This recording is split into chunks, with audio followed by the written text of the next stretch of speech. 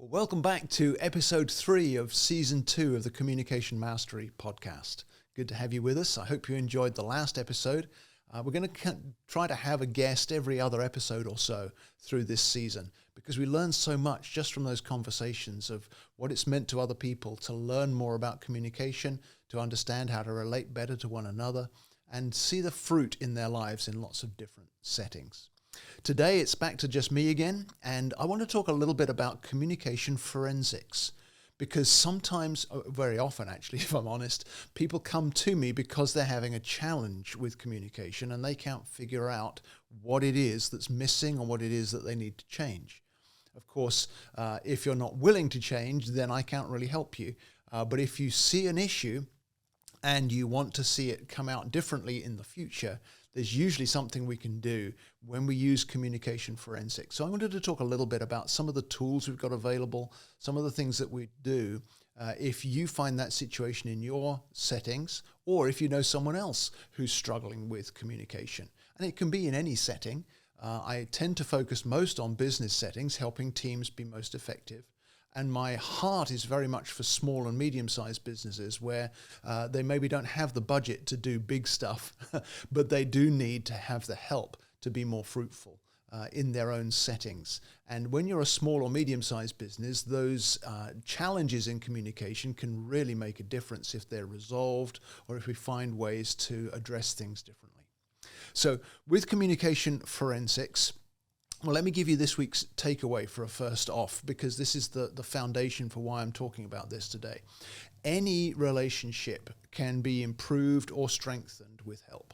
Any relationship. It may be a relationship where you're literally at each other's throats, but if you're willing to change, if you're willing to see things in your own styles that are pressing buttons in each other, if you're willing to see where the ways that you've been doing it haven't been working, but you're willing to look at different ways to communicate more effectively, any relationship can be improved with outside help.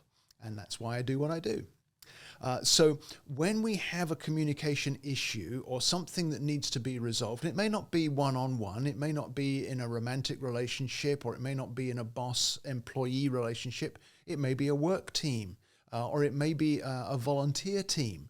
I've seen settings in civic organizations where the committee or the executive team have to figure out how to work together more effectively. This can apply in any group relationship, anything more than just you on your own. These principles can apply. But where we begin with the life languages as our tool, we start by comparing profiles, because very often that can create its own aha moment when you recognize that your particular unique profile of those 7 languages that we talked about a great deal in season 1, and we'll talk about a great deal in season 2 as well. But your profile may be very different from the person or people that you're trying to relate to. And if you can understand each other's preferred communication styles, and if you can begin to learn what we call the science of communication, the needs from others and the filter questions and the passions and the character strengths that each language bring to our communication makeup. Once we begin to get some insight into that, once we begin to learn how to apply those understandings, then we find that communication becomes much more effective. I like to say that you could be almost 100% more effective just by learning 4 facts about the 7 different languages and then applying it to your own situation. 2 things that I focus on if I'm doing communication forensics with a couple or with a working partnership or with a team, the 2 things I zero in on first of all are what are the distress flares in your preferred languages, and how can we see them in the occasions when communication gets pear-shaped, when the rubber hits the road and things get difficult and we're trying to figure through something challenging. What distress flares do we see? Because those give us the keys to which languages do we need to address, which languages do we need to focus in on, where we meet the need from others, where we answer the filter question, where we find ways to reframe our interaction so that it doesn't cause distress, but instead it releases the flow of communication that every one of us is wired to not only desire, but to be able to embrace. Then the second thing that I focus in on is that need from others. If I can understand what my boss's primary need from others is, then I can be sure not to frustrate her or him by the way that I act around them or the way that I approach them. Let me give you just a simple example of that. There was one business team that I worked with, this is a year or two ago now, but there was one business team I worked with where the leader of the team, the boss, was very high in the shaper language. And so the need from others there is for agreement with the plan. The shaper language has a very strong sense of strategy and planning. But if the others in the team don't recognize that the boss is wired to measure connectivity through that agreement with the plan, and it doesn't have to be, yes, yes, boss, everything you say, boss, kind of agreement. It needs to be, I see where you're going, I see the direction we're wanting, I see the goal we're shooting for. Have you thought about this? Have you thought about that? Can I add something? Can I suggest something? Those kinds of things. Not just a straight disagreement with the whole picture, but to express agreement. In that particular team I'm thinking of, we saw a great change as the others on the team learned to express agreement and then add their contribution. The boss learned to value them rather than to see them as opposition. It made a huge difference. So needs from others is a very fruitful place to land when we're looking at communication forensics. When there's a challenge, is there one simple thing that we can add in that will make a difference to how we hear each other and how we respond to one another in every interaction or in most of our interactions? Then the second thing I'll do with a team or a couple that are experiencing difficulties in communication is to decipher the misunderstandings, to take a step back and begin to diagnose what is it that's causing this conflict or this misunderstanding, this misconnection, if you like. Because most of us have experienced relational disconnects at a deep level at some point in our past, and maybe that's what's causing the trouble right now. There may be similarities between the issues I'm having with you with other things in a previous job or an earlier stage of my life, where this is the way you're behaving or the way I'm behaving toward you is triggering something from the past, and I need to recognize the connection so that I can sever it, so that I can catch it and not bring that forward into our present situation. So sometimes it can be very helpful to get outside help with those kinds of diagnosis. Just like you would go to a physician if you've got a physical issue, or you would go maybe to a counselor if you're having some sort of emotional challenge in your life. Same with communication. It's very helpful to get outside help to diagnose what exactly are we dealing with here. Because once we've discerned that, once we've defined it, now we can begin to provide solutions to it. So the aha moments that can often come out of those conversations can be very valuable. I'm thinking particularly of a situation a few months back where a parent came to me about a high schooler, one of their children, who was having difficulty just finding relationships and feeling like he fit in with his classmates. And so I said, well, yeah, let's see what we can do to help. Let's look at the communication settings that he's in. I began to do some coaching with this young man, recognized that he was wired to be very much to keep himself to himself. His first language was his contemplator language, so he was very comfortable in his own head, looking into things, discovering new truth. But as I began to draw out of him the fact that he's probably more intelligent than many of his classmates, that his introversion, if you want to put it that way, his internal focus is giving him insight that maybe others need. He's begun to be able to offer to those around him, to those who are becoming his friends, he's been able to offer his insights to them. He would never have seen that if we hadn't done some coaching, because the diagnosis was what led us to the solution. It can be the same in any relational disconnect that you might be experiencing or that you may see in friends or colleagues around you. There's probably some key there that somebody who's trained can help them find and then show them the simple way to unlock that door and to make communication flow again in an effective way. So deciphering misunderstandings, there's a lot of different tools that we use in order to be able to do that. One of the things I like to look at when I'm coaching teams is where individuals on that team have what we call compression of scores, where you've got 2 or 3 languages that are all very close together. That makes that person very flexible in switching between those languages, but conversely, it can make them harder to understand to those around who maybe don't have that kind of 3 languages together in a close range in their profile. And so when I teach them ways to bridge between languages, or how to discern between the different ones that they would blend together, how to separate them out a little bit, then it's a little bit like if you've got 3 kids fighting in the schoolyard.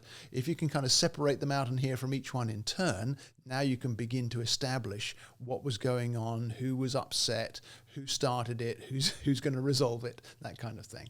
But if you just leave them in a heap, all shouting at once, you never do figure out how to resolve that. So that's one of the things, compression of scores, teaching people to learn to bridge between the languages appropriately so that others can come with you. That can help a great deal with communication forensics. But then there's another thing, and we were talking about this, I recall, on a Life Languages coaching training call just a month or 2 ago. And that's the overall intensity. Your profile has a score on there for your overall intensity, the energy that you have for communication and the passion to be heard or to be understood. That comes through in all of your communication in whatever language. Some of us have a higher overall intensity, some of us are much lower. And that score actually is more important than any other. And I can think of several settings just recently where just looking at the overall intensity has helped us to diagnose where the communication misunderstandings, the communication disconnects were coming simply because one of the people on the team maybe had a high overall intensity and they were pushing hard to be heard, and then others on the team with lower intensities were being overlooked or feeling excluded or feeling like they couldn't be heard, and that was creating a disconnect. It was creating a tension within the team. If the person with the higher intensity is the leader of the team, they can learn to decelerate, if you like, take your foot off the gas, like you would do when you come into a speed limit. We have towns near us here in Myrtle Beach where if you don't keep exactly to the speed limit, the town budget will benefit from the speeding ticket that they give you. And so it's common knowledge to those of us who lived here for any length of time that you really need to slow down in those places and you need to observe the speed limit. There's other places where you can get away with 9 or 10 over, but in some of these places you really have to be careful. Training people with a high overall intensity to know when to take the foot off the gas means that they don't get as many communication speeding tickets in their relationships or in their leadership of the team. Conversely, if there's people on the team who have a lower overall intensity, then it's very helpful if they can learn to sometimes put the foot on the gas, to raise their intensity a little so that what they have to offer can actually be contributed to the team's discussion or to the interaction with that one person who has a higher intensity. So we can learn to modify our intensities, just like using the gas pedal on your car to go faster or slower.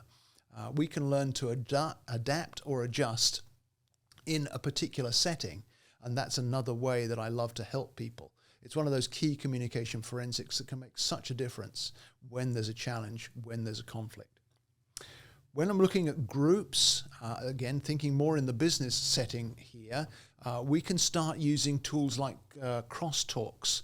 This is a more advanced tool in the Life Languages where we compare your profile with somebody else's profile and see where the challenges are coming. And so I'll sit with someone and we'll look at the crosstalks maybe in their filter question. And so I'll say to one, you're coming into an interaction saying, do you have a plan? And the other person, you're coming into the interaction saying, do you really care? And then we work our way down their profiles in decreasing language order to see what they're saying in their minds as they enter into an interaction. And again, it's like, oh, okay, so that's where we're coming unstuck. It takes us 3 or 4 different languages before we're actually speaking the same language. And once we understand each other in that way, we can watch out for those pitfalls. We can watch out for the ditches beside the highway, if you like, so we don't drive into them. But we can stay on the road, we can stay on the path so that we can achieve communication in a more effective way. Another thing that helps a great deal is a group report. And so with the businesses that I've worked with and some of the non-profit leadership teams that I've worked with, I produce a report that gives the overall profile for the whole group. And then you can see, well, if I'm very different from the group profile, that's why in group meetings I feel like I'm more on the outside or I'm more excluded because my profile is different. And if I'm the leader of a group, I can see who in my group is the most different from the general group profile and make sure that I take steps, appropriate steps, to include that person and to receive their input, to make sure they're heard, or whatever it is that their need from others might be. This is a very sophisticated tool, but it's simple to understand once you understand the basics. And so that's why I've loved the life languages for so long. It is so simple that you can grasp it easily, but it's so deep that you can apply it in so many different ways to resolve some of these issues and to gain benefit from the teamwork that results. A couple of other things in the communication forensics area, just to wrap it up for today. Sometimes for a whole team, I will produce what I call a languagegram, which is like a little pictorial representation of each person. Because remember, we said a lot in season 1, you're not just one language. You may have a primary language. In fact, you all have a primary language, but we all speak all 7 languages. And to understand how someone else is wired with a pictorial representation of, these are their top 3 perhaps, or the others look like this, or their overall intensities are different, those kinds of things, to put it into a very simple graphic, produce a chart for the whole team that they can stick on the desk or they can put on the door or whatever it might be, so they can refer to it, helps them to remember to adapt to one another. And again, very often when you put it in a pictorial form like that, you can see at a glance, okay, here's the person who might be having a challenge to feel part of what's going on, or here's a person who is misunderstood by most of the group because their intensity is high and they're contributing their part, but without understanding the others around them or without adapting to the others around them. So all of these things can really help. And when we run into something that's a deeper challenge where 2 people are really struggling to connect with one another, but they have to for whatever reason, I've got one more tool that I call expressing my languages, where we go through a process individually and then bring the 2 people together to express what they have to offer in that specific setting. And usually that's best if it's kind of guided by the coach. But as they express to one another and hear one another what they have to offer, what distress or challenge they find, we can guide them through that. And very often just being heard can bring great resolution to what has previously been a very challenging or even stressful or hurtful relationship. Provided there's willingness to change on both sides, we can make a huge difference in those kinds of settings. I've seen it work in work settings. I've seen it work in domestic settings. It doesn't work every time. There has to be the willingness, but it's a very powerful tool to really resolve where something's really come unstuck and we need to hear one another again from a fresh direction. So there's a lot of different advanced communication forensics that we can do, all of them not to be clever. If you've got an issue, you want to see a resolution to it. And if it's a specific issue, you need a specialist to help you navigate that, just as you would in the medical field or just as you would in many other fields. You know, if you have a legal case, you don't want to approach it without an attorney, somebody who knows what they're talking about. And so when we look at the challenges of communication, it can be so valuable to have these tools available and to know how to apply them to specific settings to bring a fruitful and a connected resolution, so that community grows, so that we can restore the relationship that may be causing us the challenge at work or in the community or at home, wherever it may be. So my challenge to you, remember we're going to end most of these individual episodes of this season with a challenge. My challenge to you is pick one relationship that you know could really do with improving. Pick one relationship to work on in these next couple of weeks. Focus in on that and think, how can I make a difference here? Is this a relationship where both of us want it to improve and both of us are willing to do some work to make a difference? You can apply some of the things we've talked about in this episode, or you can go to my website, click on the Contact Me button, and let's talk about how I might be able to help you see some change, see some forward movement, see some resolution to some of the challenges you're facing. Let's use some communication forensics in a place where it's really going to make a difference for you, because that will bear fruit that will last and will bring great help to your relationships. So thank you for listening. It's been a great time with you. Ask for help, and I'll see you next time.